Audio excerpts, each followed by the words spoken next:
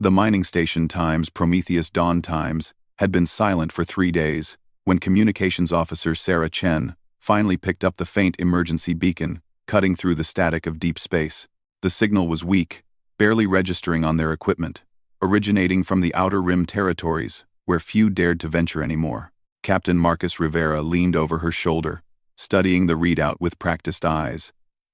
The bridge of the exploration vessel, Times, New Horizon Times, hummed quietly around them, a testament to human engineering that had carried them safely through 12 years of deep space missions.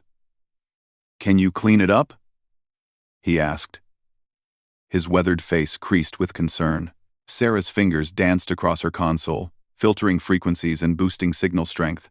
Slowly, a voice emerged from the cosmic noise, desperate, frightened, unmistakably human. "This is Prometheus Dawn. Under attack. Coordinates 77 Alpha. They came from nowhere. Please. Anyone." The transmission dissolved back into static, but those few words sent a chill through every crew member on the bridge. Lieutenant Commander Alex Thompson, their tactical officer, straightened in his chair. "Sir, Prometheus Dawn is a civilian mining operation. 300 families, including children," Captain Rivera nodded grimly. "The Outer Rim mining stations were humanity's lifeline, extracting rare minerals essential for their expanding civilization.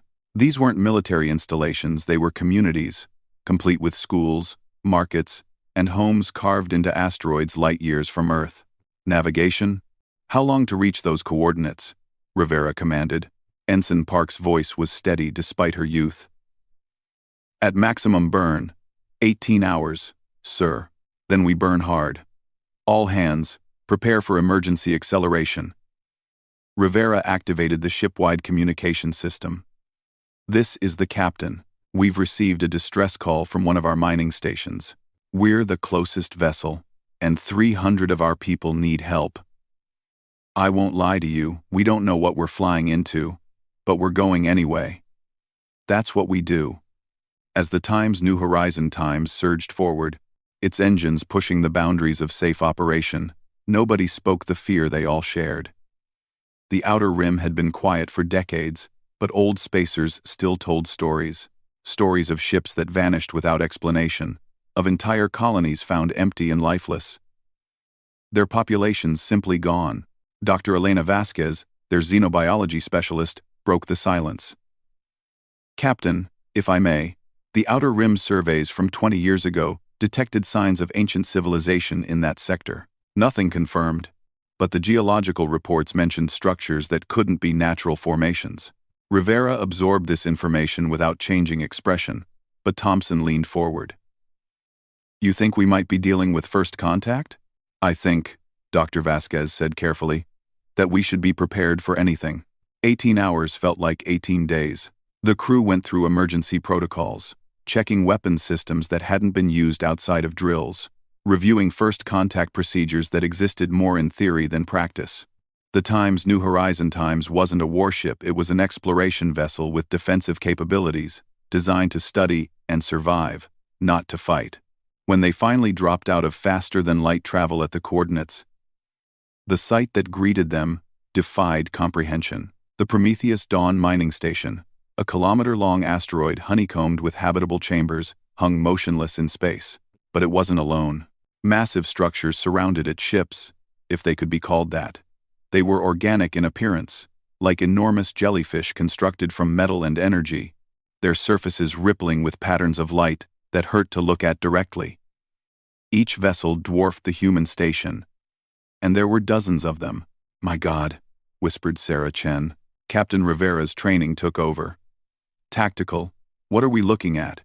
Thompson's hands flew over his console, gathering every scrap of data their sensors could provide.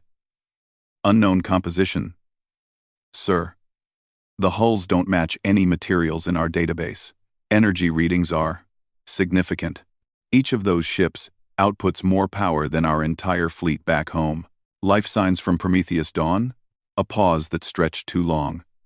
"Negative, sir. The station appears to be intact, but I'm not reading any human biosignatures."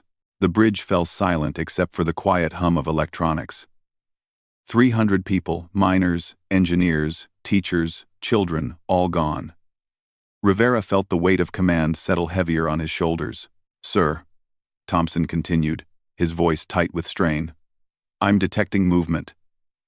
3 of the larger vessels are changing course. They're heading our way."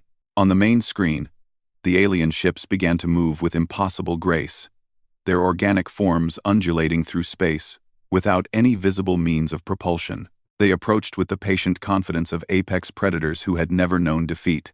"Can we outrun them?" Rivera asked. "Not even close, sir. They're faster than anything we've ever built." Rivera stared at the approaching vessels, his mind racing through options that all led to the same conclusion. They were outgunned, outnumbered, and about to become the second human installation to fall to these mysterious attackers. But there was one thing they could do. One final act that might save other human lives. "Sarah, open all emergency frequencies. Maximum broadcast power." "Sir, if we're going down, every human in known space is going to hear about it. Record everything our sensors are picking up and transmit it on repeat. Fleet Command, the colonies, everyone needs to know what's coming." As the alien vessels closed to weapons range, their forms seeming to shift and flow like living nightmares, Sarah's transmission cut through space at the speed of light. It carried with it the sensor readings, the tactical data, and Captain Rivera's final message to humanity. "This is Captain Marcus Rivera, of the exploration vessel New Horizon. We've encountered hostile alien forces at the Prometheus Dawn mining station. The station has fallen, all hands presumed lost. We are outnumbered and outgunned. But we will do our duty. To anyone receiving this transmission, warn the colonies. Alert Fleet Command.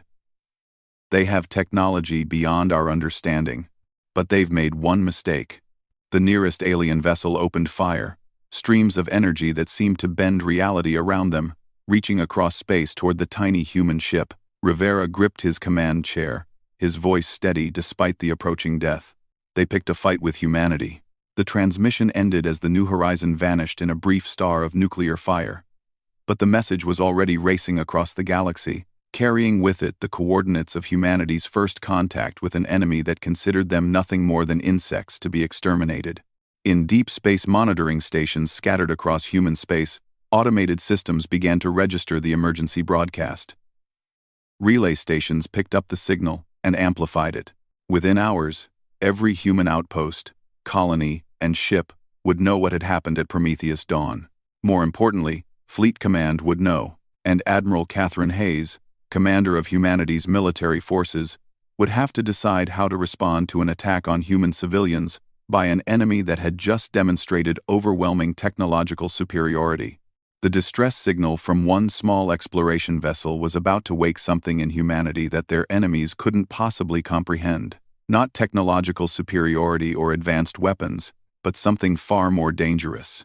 The unshakable human conviction that some fights are worth having regardless of the odds, and that civilians under their protection would never face threats alone. In the depths of space, ancient alien minds that had crushed 1,000 civilizations began to detect the first stirrings of a response that would change their understanding of warfare. For Admiral Catherine Hayes stood before the emergency session of the Colonial Defense Council, the faces of humanity's leaders reflected in the holographic displays that surrounded her. The war room beneath Geneva buzzed with barely contained energy as representatives from Mars, the outer colonies, and the industrial worlds absorbed the implications of Captain Rivera's final transmission. "Ladies and gentlemen," Hayes began, her voice cutting through the murmur of shocked conversations. 12 hours ago, we lost contact with 300 civilians at Prometheus Dawn mining station. 6 hours ago, we lost the exploration vessel New Horizon and her crew of 47. Based on the sensor data Captain Rivera transmitted before his death, we are facing an enemy with technology decades ahead of our own. Secretary General Morrison from Earth Central leaned forward, his weathered face grave. "Admiral, what exactly are we looking at? These ships, they don't match anything in our theoretical models." Hayes nodded to her aide, who activated the main display. The organic, flowing shapes of the alien vessels filled the room. their impossible geometries seeming to shift even in recorded form.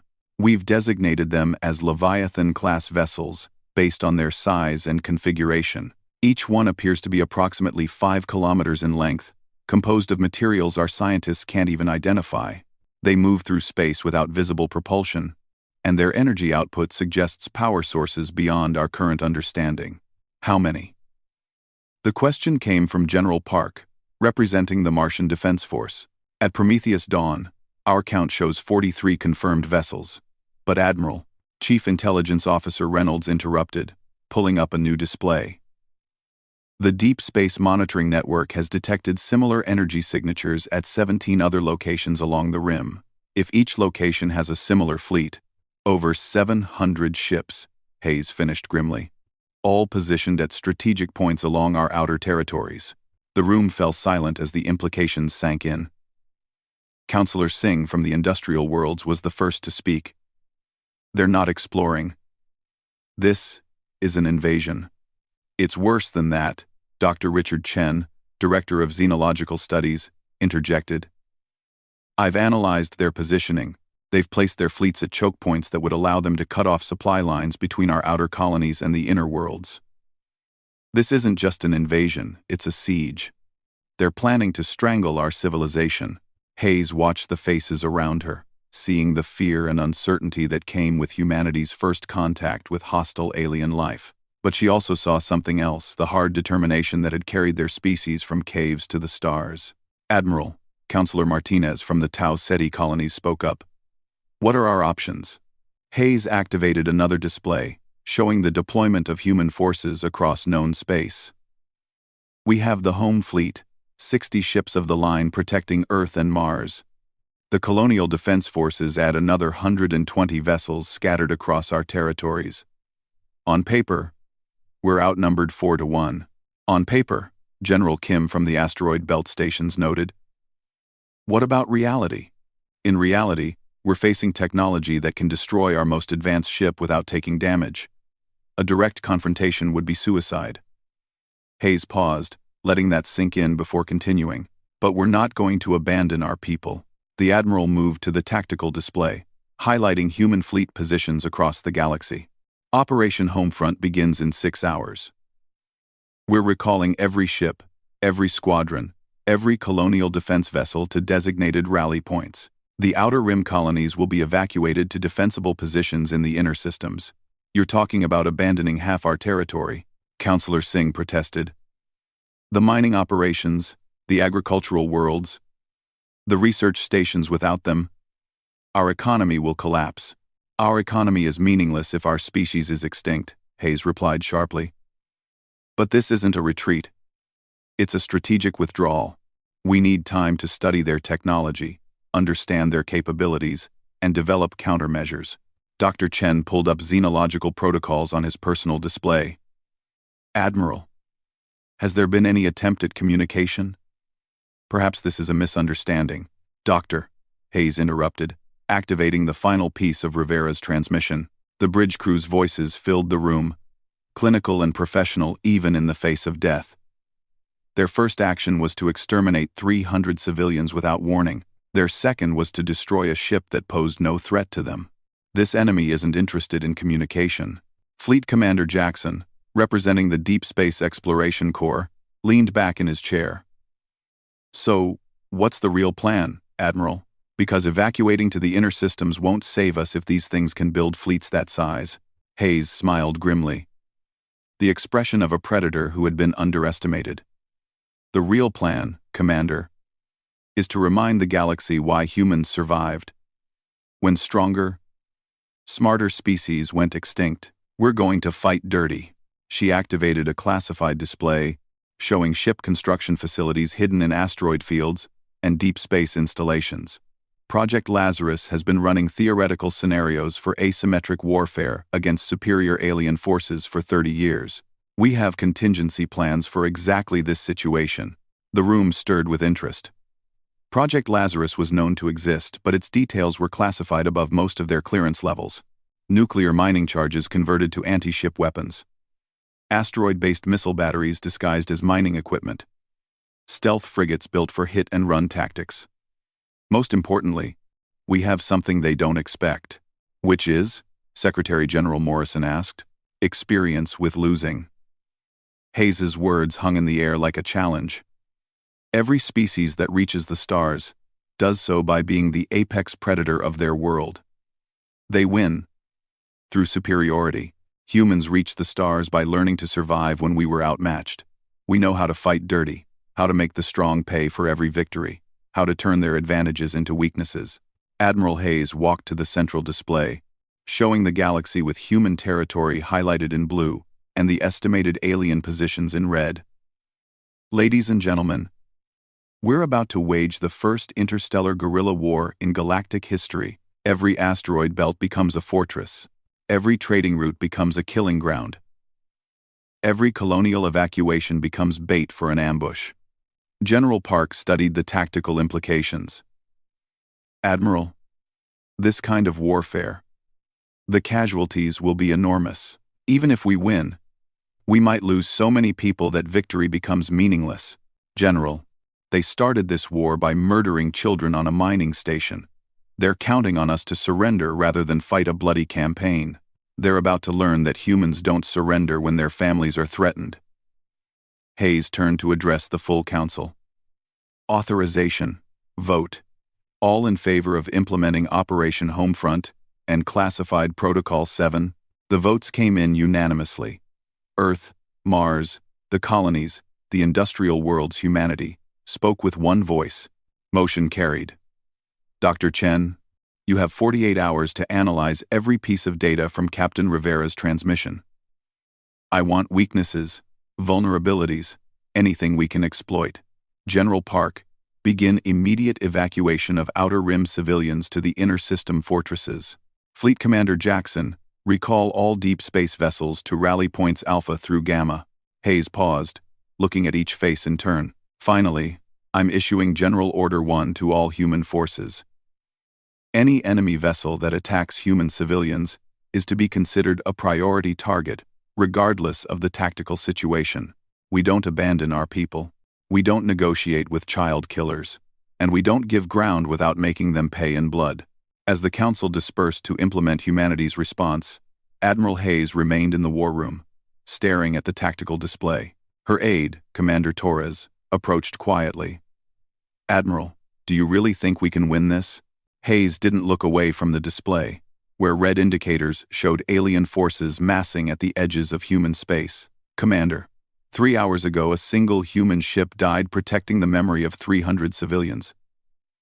In 18 hours, that sacrifice is going to trigger the largest military mobilization in human history. Our enemies think they're hunting sheep. She finally turned to face Torres, her eyes hard as steel.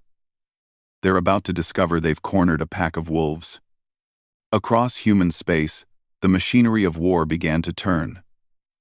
Ships that had been conducting peaceful surveys received emergency recall orders. Colonial militias activated for the first time in decades. Industrial worlds shifted production to military hardware. In hidden shipyards, construction crews worked around the clock to complete vessels designed for a war they had never expected to fight. The aliens had destroyed 2 human installations and considered their demonstration of power complete. They had no way of knowing that their actions had awakened something that would war Commander Sarah Voss crouched in the ruins of what had been the new Kyoto Agricultural Station, her tactical suit's sensors painting threat indicators across her helmet display. Around her, the remnants of Strike Team Delta prepared for what might be humanity's last desperate gambit. 3 months had passed since the aliens now designated as shepherds by intelligence had begun their systematic extermination of human settlements. The evacuation of the Outer Rim had saved millions of lives, but the cost had been staggering. 23 major colonies abandoned. Hundreds of mining stations left to be destroyed by the advancing alien fleets. The economic heart of human civilization had been torn out, and the shepherds were methodically working their way toward the inner systems. Control, this is Delta Leader, Voss whispered into her comm. Overwatch confirms 47 shepherd vessels in the system. They're using New Kyoto as a staging area, just like intelligence predicted. Admiral Hayes's voice crackled through the encrypted channel from her command ship hidden 3 systems away. Confirmed, Delta Leader. Phoenix Protocol is authorized. Remember, this only works if they follow you home. Voss smiled grimly inside her helmet. Phoenix Protocol was the most desperate plan in human military history. Born from 3 months of devastating defeats and the growing realization that conventional warfare was useless against Shepard technology. If it failed, the inner systems would fall within weeks. All teams report status, Voss commanded. Alpha team ready. Charges placed on primary fusion reactor. Came the voice of Captain Morrison. Hidden somewhere in the station's industrial sector. Beta team in position. Shepard salvage operation proceeding on schedule. Reported Lieutenant Park from her overwatch position. The Shepards had revealed one crucial weakness over the months of warfare. They were scavengers. Every human facility they destroyed was carefully stripped of technology, resources, and most chillingly, biological samples. Their massive ships would descend on defeated human settlements, like cosmic vultures, taking everything of value before moving on to their next target. Gamma team ready. Commander Jackson's voice was tight with anticipation. Temporal charges. Armed and synchronized. We get one shot at this. Through her scope, Voss watched Shepard ground forces moving through the abandoned colony. The aliens themselves were finally revealed, tall, crystalline beings that moved with an otherworldly grace, their bodies seeming to shift and flow like living glass. Their technology integrated seamlessly with their biology, weapons and tools growing from their limbs as needed. They were beautiful, terrifying, and utterly without mercy. Movement on the landing platform, Park reported. Looks like they're bringing in the big salvage ship. Voss trained her scope on the massive Shepard vessel descending toward New Kyoto's main platform. The ship was a work of art and nightmare. Its organic hull pulsing with veins of light that suggested incomprehensible technology. This was what they had been waiting for, a Harvester-class vessel, the largest and most important ships in the Shepard fleet. All teams, the package is arriving. Execute in 30 seconds on my mark. The plan was elegantly simple and absolutely insane. For months, human forces had been losing because they fought the war the enemy expected, ship against ship, technology against technology. Phoenix Protocol changed the rules entirely. Mark, all teams execute. Across New Kyoto, human strike teams emerged from hiding and began their work. But they weren't attacking the Shepards, they were helping them. Alpha team's charges detonated precisely, damaging the fusion reactor in a way that would require specific repair protocols. Beta team released carefully prepared technological samples that contained hidden surprises. Gamma team activated quantum beacons that would allow the entire colony to be tracked through any attempt at stealth or dimensional translation. Most importantly, they made it look like an accident. Control, this is Delta Leader. The Shepards are responding as predicted. They're beginning full salvage operations. What the Shepards didn't know was that New Kyoto had been carefully prepared as a trap. Every piece of technology they would salvage had been modified. Every biological sample contained engineered viruses that would lie dormant until activated. Every component they would integrate into their ships carried quantum tracking devices that would survive any attempt at detection. Delta Leader, you need to move. Long-range sensors show Shepard reinforcements incoming. Voss and her team began their withdrawal. But the most dangerous part of the operation was just beginning. The Shepards couldn't simply find abandoned human technology, they had to believe they had defeated the humans who left it behind. Contact. Shepard ground forces are pursuing us, Morrison reported as his team's position came under fire. The pursuing aliens moved like liquid death, their weapons bending space itself to strike at the fleeing humans. 2 members of Alpha Team fell before they reached the evacuation point, their sacrifice buying precious seconds for the others to escape. Delta Leader, this is Admiral Hayes. Shepard fleet is departing New Kyoto. Phoenix Protocol is successful. Return to base immediately. As Voss and the surviving strike teams evacuated on hidden stealth ships, the Shepard fleet departed, with their prize-contaminated salvage that would spread throughout their entire military network. But Phoenix Protocol was only the beginning.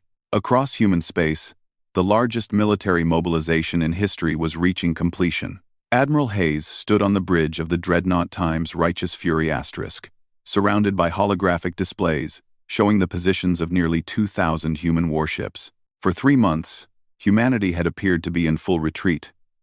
The reality was very different. "Admiral, all fleets report ready," Commander Torres announced. "Operation Lazarus is green across all theaters."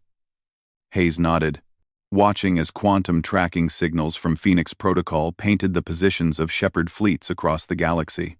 The contaminated salvage had spread exactly as intelligence had predicted. Carried to staging areas, shipyards, and command vessels throughout enemy space.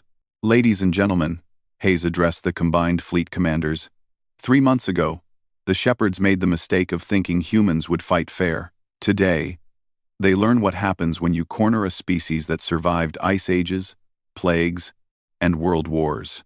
The tactical display lit up with target designations as human fleets prepared to emerge from hidden positions throughout the galaxy. But these weren't the same ships that had fled the Outer Rim. 3 months of desperate engineering had produced vessels designed for one purpose: to make the Shepards pay for every human life they had taken.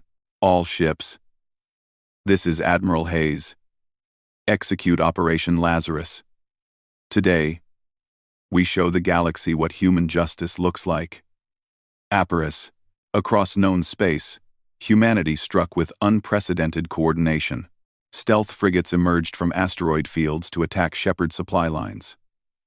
Converted civilian ships, their holds filled with nuclear charges, rammed into enemy vessels at relativistic speeds. Hidden missile platforms, disguised as mining equipment, turned Shepard fleet formations into killing fields. But the real devastation came from Phoenix Protocol. The engineered viruses activated simultaneously across the Shepard fleet, causing their organic technology to turn against itself. Ships that had been invincible suddenly found their hulls dissolving, their weapons failing, their navigation systems feeding them false information. "Admiral," Commander Torres's voice was filled with amazement as damage reports flooded in from across the galaxy. "Shepard fleet strength is down 60% and falling. Their command structure is collapsing." Hayes watched the tactical display as red indicators representing Shepard fleets began to flicker and die. Some enemy vessels attempted to escape, but human pursuit squadrons were waiting. Others tried to purge their contaminated systems, but the quantum trackers ensured that human forces could find them anywhere they tried to hide. The Shepards, who had conquered civilizations through technological superiority, discovered that humans had weaponized their own scavenging instincts against them. Every piece of human technology they had taken, every facility they had stripped for resources, every human corpse they had studied for biological weaknesses, had become a vector for their own destruction. In the depths of space, Shepard command vessels that had coordinated the genocide of human colonies found themselves under attack by creatures they had dismissed as primitive mammals. Human boarding parties, armed with weapons designed to function in the exotic environments of organic alien ships, fought their way through living corridors to plant charges that would ensure no Shepard vessel ever threatened human civilians again. The war lasted 6 more hours. When the last Shepard ship fell silent, Admiral Hayes found herself looking at a tactical display that showed human forces in control of battlefields across hundreds of star systems. The species that had planned to exterminate humanity had been reduced to scattered survivors fleeing into the dark between stars. "Admiral," Dr. Chen's voice came from the science station, "we're receiving communications from 17 different alien civilizations. They're requesting diplomatic contact with humanity." Hayes smiled, understanding the implications. News of humanity's victory over the Shepards was spreading throughout the galaxy. Species that had hidden from the technologically superior aliens were suddenly very interested in making friends with the race that had destroyed them. "Open channels to all civilizations requesting contact," Hayes ordered. "But make sure they understand one thing: we didn't fight this war to become conquerors. We fought it because someone killed our children." As human ships began the process of securing former Shepard territories and establishing contact with new alien allies, Admiral Hayes stood before the memorial wall that had been installed on every human vessel. 347 names were etched into the metal, every human who had died at Prometheus Dawn and aboard the New Horizon. The galaxy had learned that humanity could be peaceful neighbors or implacable enemies, depending on how they chose to treat human civilians. The Shepards had chosen poorly, and their civilization had paid the ultimate price for that mistake. In the end, it had taken just one distress signal to wake the sleeping giant of human warfare. The species that had reached the stars by learning to survive when outmatched had discovered that their greatest weapon wasn't their technology or their courage, it was their absolute refusal to abandon their own and their terrifying creativity when it came to making their enemies regret threatening human families. The age of shepherd dominance was over. The age of human influence in galactic affairs had begun, and somewhere in the deep archives of a dozen alien civilizations, scholars would write that humanity's greatest victory came not from their strength, but from their enemies' fatal misunderstanding of what humans would do when their children were threatened. The distress signal from Prometheus Dawn had been answered. Justice had been served, and the galaxy would never again underestimate the species that had turned their own technological inferiority into the weapon that saved their civilization. Es Hape the balance of power in the galaxy.